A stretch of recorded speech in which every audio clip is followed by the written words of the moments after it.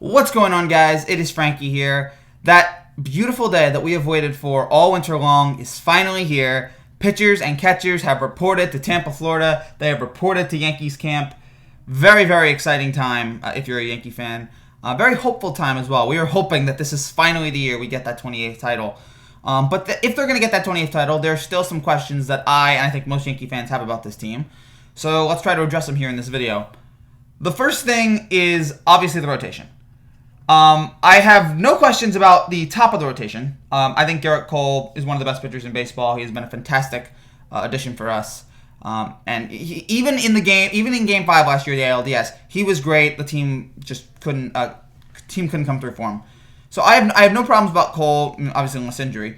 So he's okay. It's the rest of the rotation that I have concerns about, and I think most Yankee fans do. Here's the projected rotation according to rotochamp.com. Cole, obviously, 1. Kluber, I'm going to get his name wrong a million times. Tylon, Montgomery, Germán, Severino when he comes back. And then, you could also throw in there Deivi Garcia. I think it's a very viable option to get that one of those 5 spots.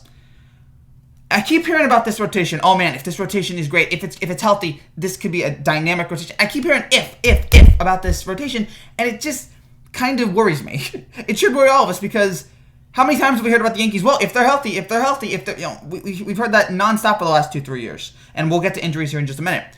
But I want to feel better about. I want to feel like, okay, this is a safe rotation that I can bet on, and I can't really. Kluber is coming off shoulder injury. Tylon's coming off his second Tommy John surgery. Montgomery hasn't pitched a full season since 2017. Germán is coming off suspension. Severino's coming off Tommy John. Deivi is healthy, so that might be the one option that you might sit there and he might be the one reliable guy. He's 21.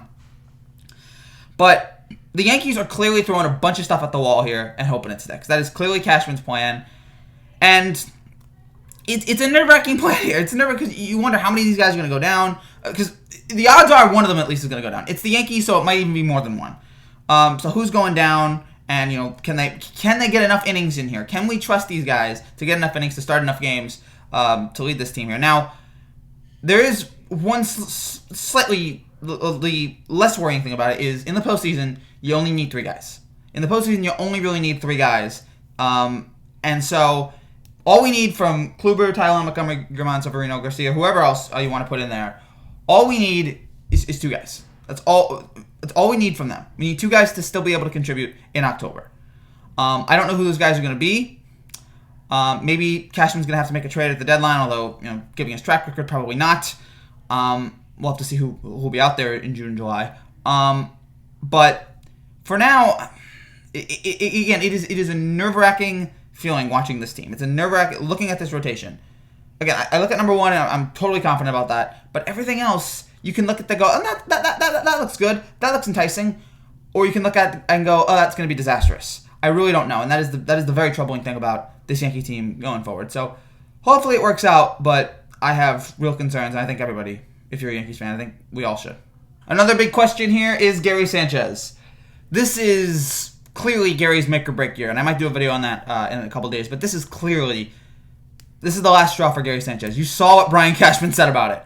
I wish I had it in front of me, but it was quite brutal. It was honesty that we rarely see from a GM. I mean, we've seen it a couple times from Cashman. I can think of the A-Rod situation, but I mean, it was brutal. Just like how bad he was talking about how bad Gary was. I mean, he hit 147 last year in 49 games.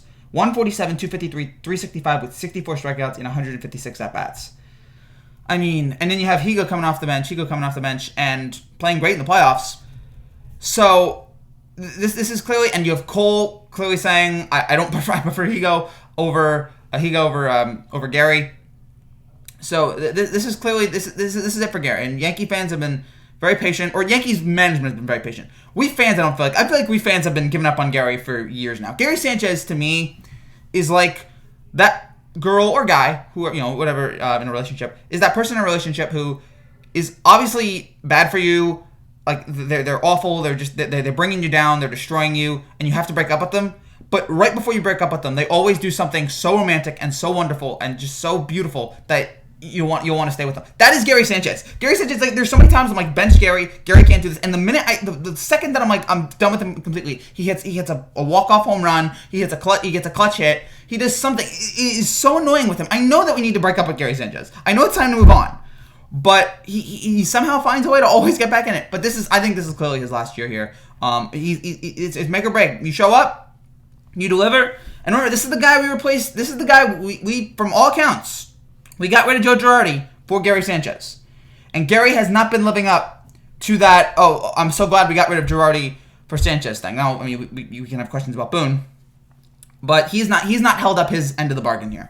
So let's see what Gary does here. But this is it for him. This is it. No more chances after this. He's got to deliver. He can't have a million strikeouts. And please stop being bad on defense. Please, for the love of God, please be good, Gary. Please. Another concern that the Yankees have, and I think some fans have, is Gleyber Torres. I don't have it as much as other fans do. I mean, obviously he was bad last year with, he had 9 errors, I think, in the regular season. He was not good on offense. But I'm willing to give him a break here because he was great the first 2 years. And it was a weird year, shortened COVID year. So I'm willing to give him another chance here. The concerning thing is here, there's a lot of shortstops who are going to be available in this upcoming winter that the Yankees might want to keep an eye on, like Lindor or Trevor Story, Corey Seager. So this might be a make or break time for Torres. I think he's going to have a great year, though. I think most of the offense is going to have a great, except for Gary, who I have like no confidence in. If they're healthy, Judge, Stanton, DJ, Voit, all those guys, I'm expecting big years from them.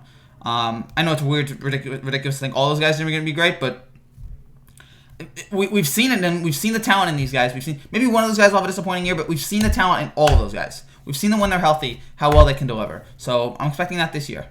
And the final biggest question that I have about this Yankee team is the health.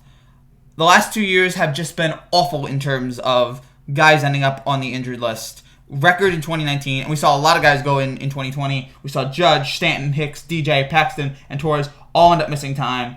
Again, you could say COVID year. That's something to expect. But this is Eric Cressy's first full year as the director of health and performance for this team.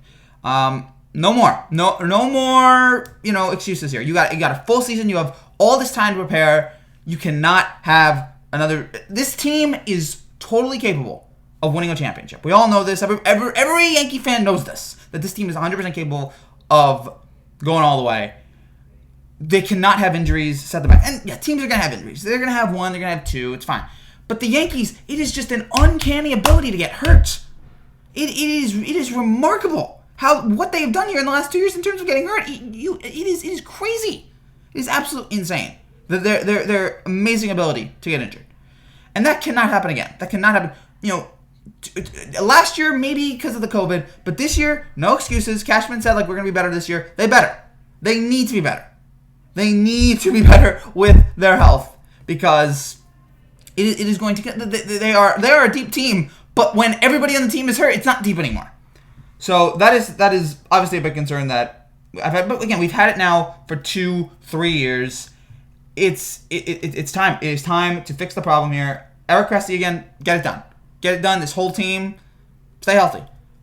There's, and that again, that is going to be the big thing that we're going to wonder about all season long is, if they just need to, if they're healthy. We're going to have that question all season long. Even if they go 2-3 months without injury, we're still going to have it in the back of our heads. We've been trained as Yankee fans now to just expect it.